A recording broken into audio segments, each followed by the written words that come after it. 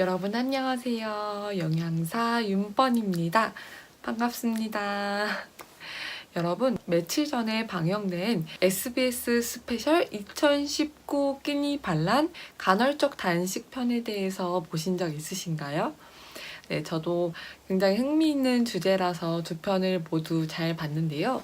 이 영상을 보다 보니까 아무래도 더 영양사로서 드는 생각들이 있더라고요. 그래서 여러분과 오늘은 이 간헐적 단식에 대해서 이야기를 먼저 나눠보려고 합니다.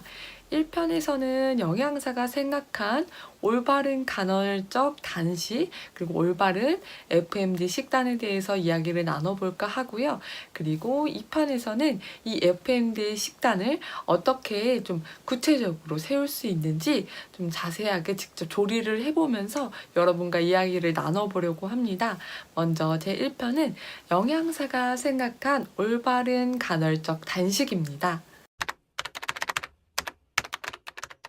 그래서 간단하게 설명을 하자면 간헐적 단식에 대해서는 이미 2년 전쯤에 한 차례 열풍이 불었었죠. 그래서 1일 1식이라는 다이어트 식단도 한번 유행을 크게 했었고요.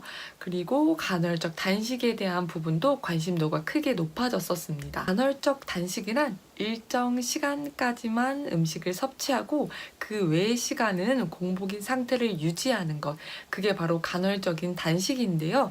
일반적으로 우리가 그전까지 해왔던 단식하고는 조금 다른 형태로서 좀 더 쉽게 몸의 공복 형태를 지속시켜주고 단식에 효과를 줄 수 있다는 점에서 이 간헐적 단식이 굉장히 유행을 했었습니다.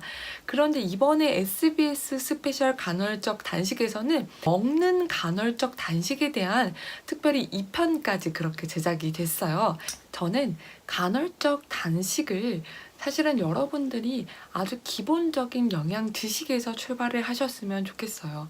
여러분들의 소화기관을 좀 쉬게 해줄 필요성이 분명히 있어요. 그래서 적당히 드시고 또 드신 만큼 칼로리를 소모해 주시고 물 섭취 많이 해주시고 이거야말로 건강한 식이요법이라고 그렇게 생각을 합니다. 저는 여러분께 좀 올바른 간헐적 단식을 어떻게 하면 좋을지 3가지의 방법으로 정리해 보려고 합니다. 물론 이 방법은 이 다큐멘터리를 기반으로 하고 있다는 점 기억해 주세요. 먼저 첫 번째는 소화기관이 쉬는 시간을 만들어주자라는 것입니다. 이 간헐적 단식의 큰 목표는 여러분들이 생각보다 많은 시간 음식을 섭취하고 있다는 부분이에요. 이 다큐멘터리의 마지막 멘트가 뭐냐면 여러분은 아침 몇 시부터 밤 몇 시까지 드시고 계십니까? 라는 질문이 나옵니다. 바로 이 다큐멘터리, 이 간헐적 단식의 가장 핵심적인 문구라고 할 수 있는데요. 사람들은 본인이 대부분 12시간 안에 음식을 모두 섭취한다고 생각을 했지만 생각보다 더 많은 시간, 15시간 그 이상으로 음식을 섭취하고 있다는 것을 통계 결과를 통해서 볼 수가 있었습니다. 사실 저만 생각해도 군것질을 굉장히 좋아해서 굉장히 많은 시간 음식을 섭취하고 있어요. 제 위장이 쉴 틈이 없어요. 특히나 야식이 굉장히 발달된 우리나라 특성상 저녁에도 음식 섭취가 잦아질 수밖에 없습니다. 이랬을 때는 당연히 아침에 속이 더부룩할 수밖에 없고요. 인슐린 수치는 높아질 수밖에 없습니다. 우리 몸에 음식물이 비어있을 틈이 없기 때문에 당연히 몸의 균형이 무너질 수밖에 없고 살이 찔 수밖에 없겠죠. 그래서 첫 번째로는 여러분들이 몸에 쉬는 시간, 소화기관에 쉬는 시간, 우리 위장이 비어있는 시간을 만들어줘야 한다는 것입니다. 그렇기 때문에 바로 간헐적 단식이 필요하다고 이런 다큐멘터리가 나오는 거겠죠. 그런데 이 간헐적 단식을 꼭 극단적으로 사용하지 않아도 여러분들이 생각했을 때 여러분들 삶의 밸런스에 맞춰서 이건 내가 필요한 시기지만 필요하지 않다고 생각하는 시기는 멈춰주세요. 여러분들의 위장 활동이 멈추어지고 여러분들의 속이 조금 비어집니다. 음식물을 너무 오랫동안 종일 섭취하는 거는 당연히 좋지 않습니다. 그리고 두 번째는 건강한 음식을 섭취해 줄 것에 대해서 말씀드리고 싶은데요. 사실 FMD 식단에 대해서 약간의 불만이 있었던 부분들은 이 식단에서는 고지 그리고 저단백질, 칼로리를 낮추는 그런 식단을 위주로 이 식단을 구성한 걸로 알고 있습니다. FMD 식단을 먹으면서 간헐적 단식에 효과를 준다고 하는 것은 사실 제 입장으로서는 조금 그랬어요. FMD 식단을 살펴보면 여러분들이 생각하셨을 때도 굉장히 건강한 식단이라고 느끼실 수 있을 거예요. 이런 건강한 식단을 여러분들이 섭취하시는 것 자체가 사실 굉장히 올바른 식이요법인데 이거를 굳이 FMD 식단이라고 이름을 붙일 필요가 있었을까? 그거를 굳이 간헐적 단식에 효과를 낳는 식단이라고 명칭을 붙일 필요가 있었을까라는 생각이 들었어요. 그리고 또 한 가지 아쉬웠던 부분들은 한 가지의 영양소의 성분을 높게 섭취하는 것을 너무 강조했다는 부분인데요. 한참 유행한 식단이 있었죠. 바로 고단, 저탄 식단입니다. 그런데 저는 늘 이렇게 생각을 해요. 고단, 저탄, 고탄, 저단. 이 모든 것들이 중요하지 않다고 생각합니다. 여러분들 어떤 식사든 적당한 비율로 했을 때 탄수화물이 높고 낮음, 단백질이 높고 낮음은 중요하지 않다고 생각을 합니다. 물론 어떤 특정한 식이요법을 해야 될 경우에 특정한 병이 있거나 특정하게 식이요법이 필요한 경우에는 영양소의 밸런스를 조절하는 것이 필요하겠죠.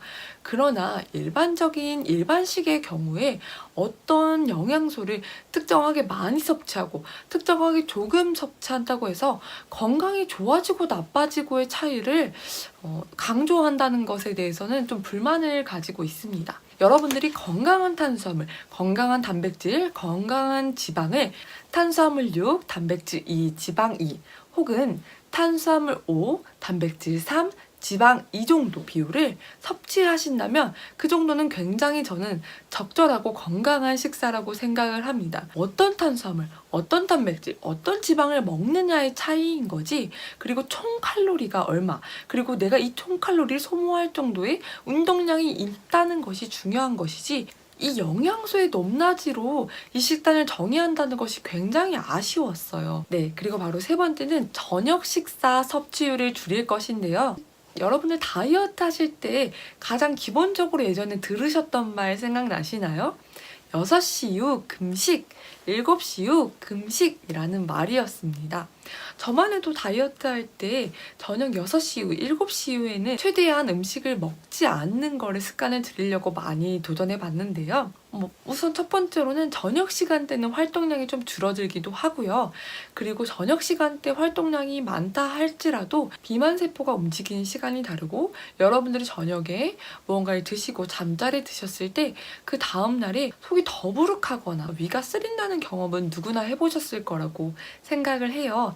그래서 여러분들이 저녁 시기를 좀 줄이시고 공복인 상태를 좀 유지하시는 것을 추천을 해드립니다. 여태까지 건강하게 간헐적 단식을 하는 부분에 대해서 안내를 해드렸는데요. 계속해서 말씀드리고 있듯이 적당한 공복 시간을 줄 것. 여러분들이 식사를 섭취하실 때는 건강한 탄단지를 적당히 섭취할 것, 적당한 운동량을 가질 것, 늦은 저녁 시기를 하지 않을 것에 대해서 말씀을 드렸습니다. 이것은 사실 간헐적 단식의 방법이라기보단 건강한 식이요법의 방법이라고 볼 수 있겠네요. 굉장히 뻔한 방법들이죠. 그러나 이 다큐멘터리에서 볼 수 있듯이 여러분들의 건강한 식습관은 음식을 절제하는 것이라고 말을 합니다. 저는 이 말이 굉장히 맞다고 생각을 해요. 뭘 먹을지 또한 굉장히 중요하지만 얼마큼 먹고 또 얼마큼의 활동량을 할 것인지가 현대인들에게 정말 중요한 요소라고 생각을 합니다. 제 2편에는 제 식으로 FMD 식단을 한번 꾸려볼 거고요. 직접 조리해보고 FMD 도시락을 실생활에서 어떻게 하면 좀 편하게 적용할 수 있는지 여러분의 냉장고에 있는 음식만으로 어떻게 FMD 식단을 꾸려갈 수 있을지 한번 구성해보고 먹어보려고 하고요. 여러분께서 단순히 굶는 것으로 다이어트 하시거나 단식하시는 방법으로 다이어트를 도전하는 것이 아니라 건강한 식이요법, 또 건강한 식이요법으로 인하여서 여러분들의 삶이 건강해지셨으면 좋겠습니다. 급하게 찍어본 영상이라 부족한 부분이 있을 수 있는데요. 궁금하신 점은 댓글로 달아주시고 좋아요와 구독하기 부탁드립니다. 다음 영상에서 다시 만나요. 안녕.